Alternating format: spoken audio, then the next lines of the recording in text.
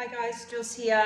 It's a day of a longer form today, and I just wanted to cover, as a DIYer and someone who's learning all of this stuff, or hasn't done the skill for the last 6 years, how you can have little workarounds that a professional wouldn't have, but it might actually help you get a more professional finish.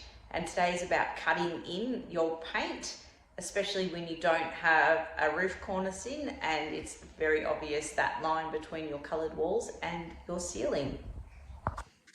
Cutting in with your paint on your roof is an absolute skill, and it is one that both my husband and I suck at. So we've tried the first time, we did the white ceiling paint and then put the paint across, and that was a bit of a disaster. It looked great in photos, but up close we could see the mistakes.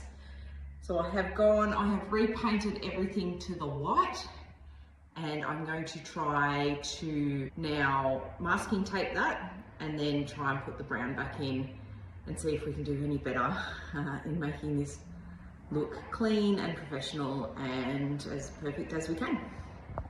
Whilst I am all about having a go, I know that there's people that are going to have a crack at me about this because I really should be able to do this. But you know what? We don't have to pay the trades, but we do have to make workarounds sometimes. We have to admit when we really probably don't have the skill set. So that's what this is today. It's about, I don't have the skill set. It's not to a standard that I'm happy with. So I'm going to put in some extra work and I'm going to see if it happens or if it doesn't. I may do this and I may bleed through the tape and it may look absolutely disgusting, and then I have to sit back and think about what I'm going to do. But you know what, it's worth a shot. If you're watching today, thank you, and please watch it with the view of, this is a workaround because it's a skill I don't have and I'm not happy. And I'm trying to make myself happy because I'm the one that's going to be looking at it every day. So before I start this second coat, I am just going to give a sand of everything that I'm not happy with. There was a bit of fluff that had come off the roller in that first coat, so that's job one.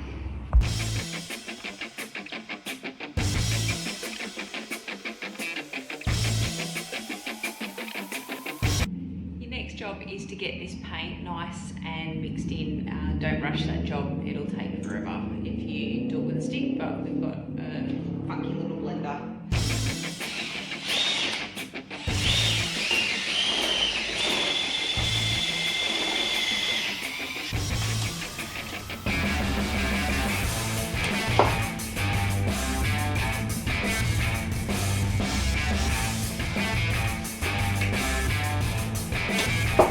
So to help not suck up all the paint, we've just quickly dumped our roller, and we get this little multifunction paint stripper and hold and just get all the moisture. And what that helps is reduce the amount of paint that roller needs before it is ready to go.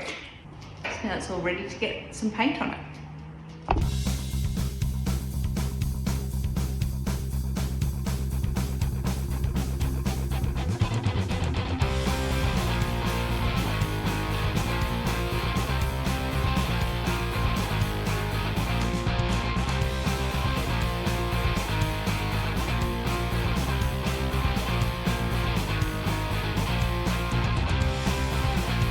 So that's our second coat all completed. I will let it dry before I try and take the tape off, and we'll do that great reveal. Hopefully that worked. It's one of those things again that when you make mistakes, you just fix it and you roll with it. So we'll let it dry. It's pretty hot in here today, so I don't think that will take long, and I'll take the tape off and I'll show you if it worked or if I need to find another solution. So it's had some time to dry. Time to get this tape off and see what's happened.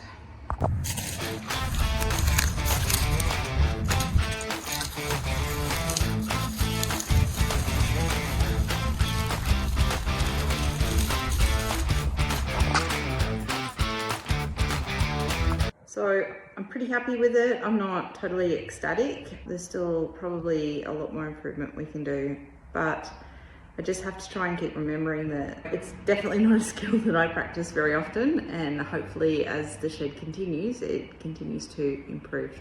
I hope you found this video today quite helpful. It's the first time I've tried to put a long form together of what I'm up to.